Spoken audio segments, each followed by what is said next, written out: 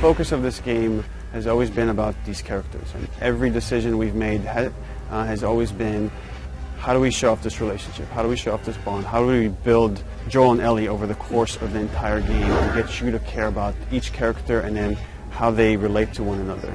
With Joel as a character, there's an interesting kind of conflict. Here is a guy that is willing to do whatever it takes to survive. And we really wanted to show in this world there aren't necessarily good guys and bad guys. There's just people trying to survive, and Joel is just one of those people. He's tasked with delivering this girl somewhere, and over the course of their interaction, of how they spend time together, they form this unbreakable bond, and they really start seeing them care more and more for each other. So we wanted to show this guy that's pretty cold, cold-hearted, can do terrible things, and yet at the same time can develop this love for this girl where he's willing to do anything to save her.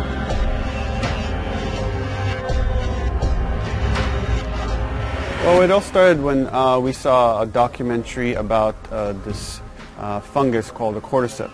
And the way that fungus works is it infects different species of insects. The fungus develops inside them, burrows its way into its mind, and take control, essentially, of the insect. What if this thing jumped species and infected people? And that was the earliest inspiration. So that was a really beautiful jumping off point to us, because we thought we could do something unique. It wasn't just your typical ambling zombie sort of thing, but we can actually have some science behind it and ground these things. And we don't want to just make the typical like ghoul. We want to actually bring the fact that this is a suffering human being, that actually, like, if you and I were caught by this, then that's a traumatic experience. And then put yourself in Joel, Tess, and Ellie's shoes, and it's like, this is the last thing that we want to happen. These two stages, these two classes of infected that you're seeing, there's the runners. And they still have a bit of vision, so they could kind of see you if you're moving around. You have to kind of watch out where they're looking.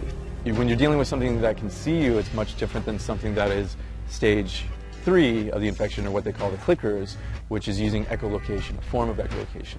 And then the clickers, it's all based on audio. So you have to make sure you're not making a lot of sound, you're not breaking a bottle, you're not doing something that will draw them to your location.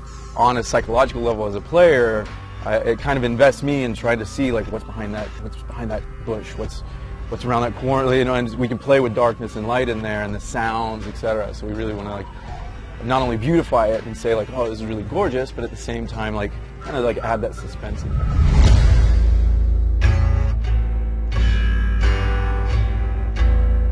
What you want to see is the contrast between the stark reality of the military city and that oppression versus, like, nature reclaiming the earth, what nature has done over 20 years, what the military has done fighting back the infection just to get this small little hovel, like keeping their walls and their people contained, like, okay, we're safe, keep that locked down.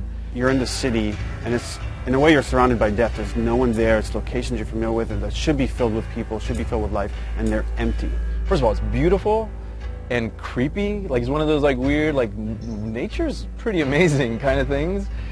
So there's that kind of darkness there, but at the same time, there's this beauty to it, whereas nature is reclaiming the earth, and you're seeing all these trees, and you're really drawn to explore it. And then you're also seeing the world through Joel's eyes, who's just a survivor. How am I going to get from point A to point B? And it's contrasted against the way Ellie views the world. And it's like, again, all she's known is this oppressive quarantine zone. So when she comes out, she's never seen a skyscraper up close before. And for her to come out and actually be next to these things, these skyscrapers, glass buildings, like, wow, this is really amazing, this is really impressive. So we want to see it kind of through her eyes. In a way, they're scared for their lives. She's just enamored with the world and how it looks, because she's never seen anything like this.